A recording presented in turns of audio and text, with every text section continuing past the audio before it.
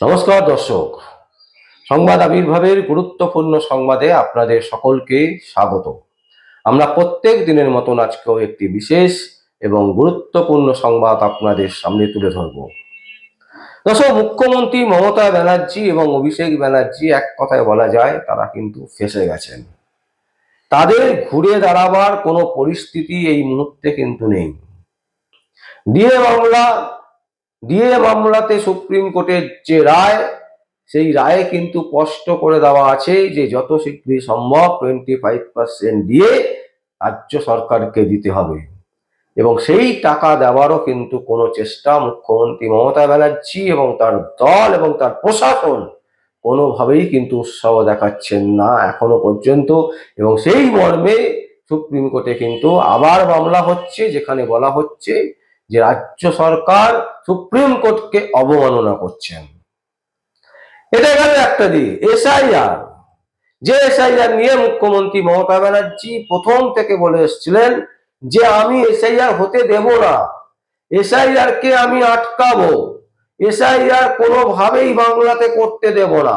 অথচ সেই মুখ্যমন্ত্রী একেবারে প্রথম সারিতে ফর্ম তুলে ফিল আপ করে জমা করেছিলেন এসআইআর এর নাম রাখার জন্য, প্রসেসকে কমপ্লিট করার জন্য। সেখানে কিন্তু তিনি বাধা সৃষ্টি করেননি। বাংলার মানুষকে চেষ্টা করেছিলেন নানান রকমের বুজরুকি কথাবার্তা বলে, ভয় দেখিয়ে, চমকে ধমকে এসআইআর কে একটা ভণ্ডুর পরিস্থিতি তৈরি করে দেওয়া, কিন্তু সেটাও শেষ পর্যন্ত রক্ষা হলো না। সুপ্রিম কোর্ট স্পষ্টত বলে দিল যে রাজ্য সরকার যেভাবে বিরোধ তৈরি করছে, বারবার যেভাবে একের পর এক কমপ্লেন তৈরি করছে, একের পর এক কমপ্লেন দিচ্ছে নির্বাচন কমিশনের বিরুদ্ধে, এখানে স্পষ্ট যে রাজ্য সরকার কোনোভাবেই সহযোগিতা করতে চাইছেন না নির্বাচন কমিশনকে। তাই নির্বাচন কমিশনের যে এখতিয়ার, তাদের যে দায়িত্ব, সেই দায়িত্ব তাদের হাতেই ছেড়ে দেওয়া হলো, এবং কলকাতা হাইকোর্টের মহামান্য বিচারপতিদের ওপর একটা অংশ রেখে দেওয়া হলো। রাজ্য সরকারের যে ক্ষমতা ছিল সেই ক্ষমতাকে খর্ব করা হলো, মানে ক্ষমতাকে কমিয়ে দেওয়া হলো, যে আর বেশি কঠোর কঠোর কঠোর কঠোর করতে পারবে না তুমি। তোমার কঠোর কঠোর কঠোর কঠোর অনেক শুনেছে সুপ্রিম কোর্ট, তোমার ভণ্ডামি অনেক দেখেছে সুপ্রিম কোর্ট, আর ভণ্ডামি দেখতে চাই না। কিন্তু এটাকেও তৃণমূল কংগ্রেস বলছে যে তারা নাকি জিতেছেন, তাদের নাকি জয় হয়েছে, এবং সেই জয়ে তারা আত্মনাদ করছে, সেই জয়ে তারা লাফিয়ে লাফিয়ে বিভিন্ন জায়গায় ঘুরে বেড়াচ্ছেন এবং চেষ্টা করছেন যে সিপিএম এর 2-4 নেতা নেত্রীকে যদি তাদের দলে এনে নেওয়া যায়। কারণ সিপিএম এর বক্তব্য, যারা বক্তা, যারা কথা বলতে ভালোবাসেন, যারা কথা বলেন, সিপিএম এর নেতা নেত্রীরা অনেকটাই তাদেরকে দিয়ে যদি বলানো যায়, তাহলে তৃণমূল কংগ্রেসের কোর্টে বল চলে আসবে, আর সেই বল একেবারে মমতা ব্যানার্জি ফাঁকা গোলে গোল করবেন। কিন্তু এই ধারণাটা সম্পূর্ণ ভুল। তার কারণ হচ্ছে সিপিআইএম কে বাংলার মানুষ কোনো অবস্থাতেই আগামী 50 বছর গ্রহণই করবে না। তাদের ভোট দিন দিন কমবে, এবং মোহাম্মদ সেলিম পুরো পূর্ণ দায়িত্ব নিয়ে নিয়েছে সিপিএম কে কিভাবে একেবারে নষ্ট করে দেওয়া যায়, কিভাবে ভেঙে ফেলা যায়। সিপিএম ঘুরে দাঁড়াবার কোনো প্রশ্নই নেই। দ্বিতীয় হচ্ছে কি, সব থেকে বড় বৃহৎ দল সেটা হচ্ছে বিজেপি, এবং বিজেপি যেভাবে উঠে পড়ে লেগেছে, বিরোধী দলনেতা শুভেন্দু অধিকারী সকাল থেকে রাত পর্যন্ত যেভাবে মমতা ব্যানার্জিকে লেজে গোবরে খেলাচ্ছেন, তাতে করে মমতা ব্যানার্জি দিশাহীন। মমতা ব্যানার্জিকে যেভাবে চ্যালেঞ্জ ছুড়ে দিয়েছেন শুভেন্দু অধিকারী যে আপনি যেখান থেকে দাঁড়াবেন, আমার বিরুদ্ধে দাঁড়ান, আমি আপনাকে হারাবো। এবং শুধু তাই নয়, ভবানীপুরে যদি দাঁড়ান, তিনি বলেছেন যাকে ক্যান্ডিডেট করা হবে রাত দিন সেখানে পড়ে থেকে মমতা ব্যানার্জিকে হারাবেন। এই যে চ্যালেঞ্জ, এই চ্যালেঞ্জে মমতা ব্যানার্জির কিন্তু ঘুম উড়ে গেছে। এই চ্যালেঞ্জে মমতা ব্যানার্জি কিন্তু কোনো দিশা দেখতে পাচ্ছেন না, এবং রাজ্যের সর্বস্তরের মানুষ মনে প্রাণে চাইছেন মমতা ব্যানার্জির বিদায়। তার কারণ হচ্ছে, দেখুন, একেবারে যদি প্রথম থেকে শুরু করি, মানে সমাজে কোন কোন জিনিসগুলো সব থেকে বেশি ইম্পর্টেন্ট। প্রথম হচ্ছে পড়াশোনা। সেই পড়াশোনাতে বাংলার মানুষকে যেভাবে বোকা বানিয়েছেন, এবং যেভাবে কোটি কোটি টাকা, হাজার হাজার কোটি টাকা তছরূপ করেছেন মমতা ব্যানার্জির সরকার, তাতে ইয়াং জেনারেশন যারা সত্যি সত্যি শিক্ষা চায়, যারা সত্যি সত্যি কর্ম চায়, তারা কিন্তু মমতা ব্যানার্জির বিরুদ্ধে। তারা কিন্তু কোনো অবস্থাতেই মমতা ব্যানার্জিকে গ্রহণ করতে পারবে না এবং তৃণমূল কংগ্রেসকে।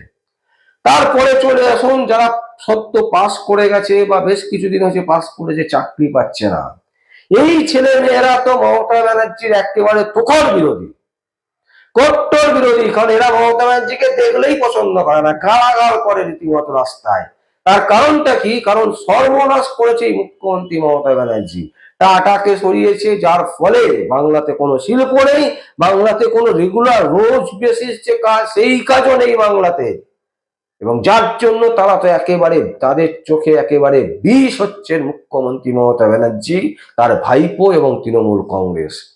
এবার ধরুন যারা চাকরি করছে বেশ কিছুদিন ধরে, এই শ্রেণীর মানুষরা তো আরো ক্ষিপ্ত, কারণ দিয়ে দিচ্ছে না। একের পর এক কোর্ট রায় দিচ্ছে, বার সুপ্রিম কোর্টে টাইম নেওয়ার পরে ফাইনাল অর্ডার বেরিয়েছে, তারপরেও দিয়ে দিচ্ছে না 25%। মানে কতটা লজ্জাহীন মুখ্যমন্ত্রী মমতা ব্যানার্জি হলে এত বড় বৃহত্তর ষড়যন্ত্রের কাজ তিনি করতে পারেন।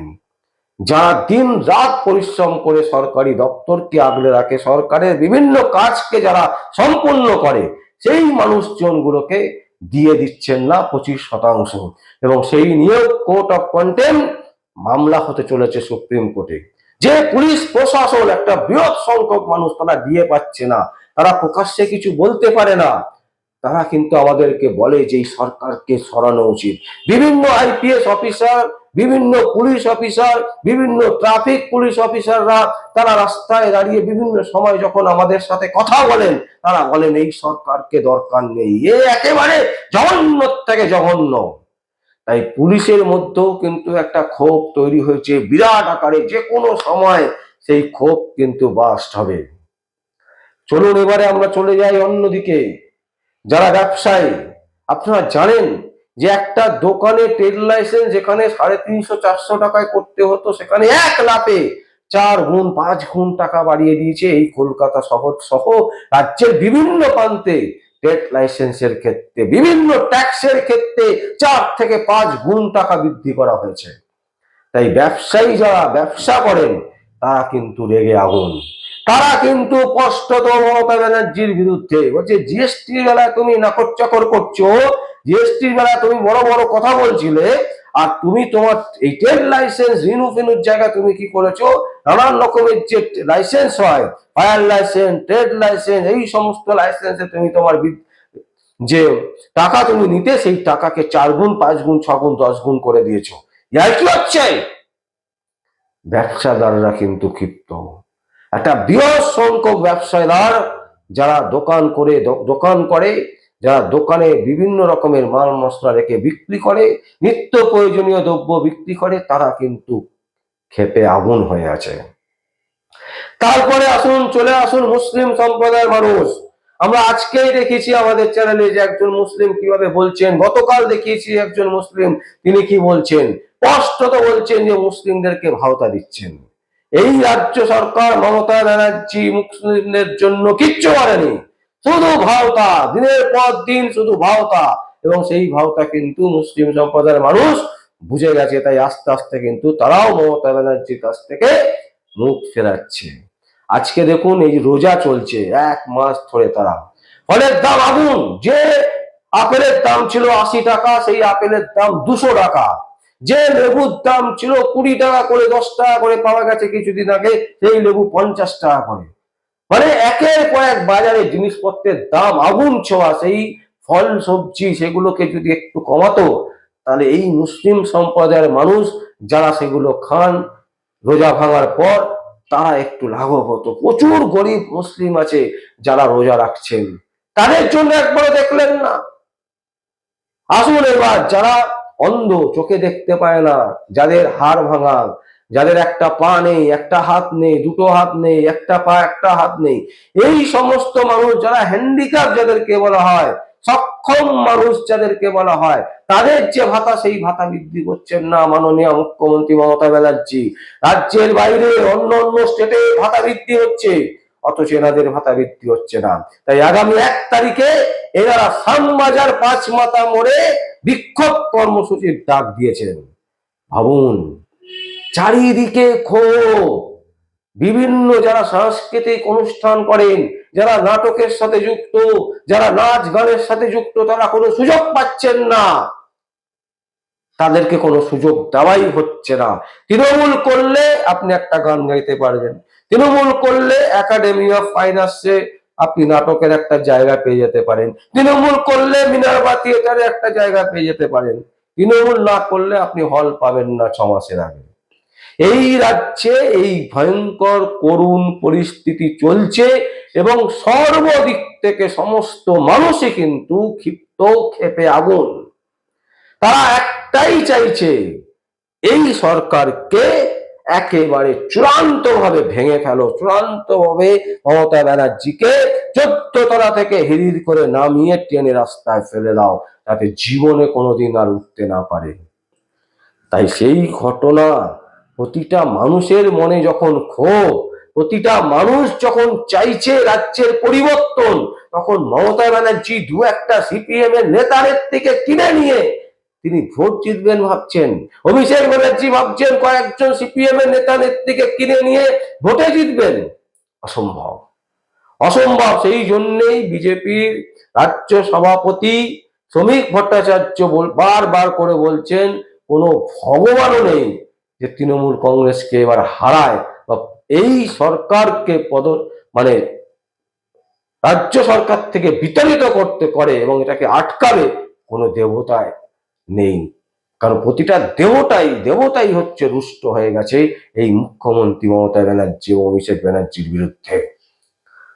তাই দর্শক, আমরা সর্বত্র যে সমস্ত জায়গা গুরুত্বপূর্ণ, ইম্পর্টেন্ট, সেই সমস্ত জায়গাগুলোকে আমরা কিন্তু ঘুরে ঘুরে দেখছি, চোখ মেলে চাইছি, দেখছি, মানুষের অভাব অভিযোগগুলো শুনছি।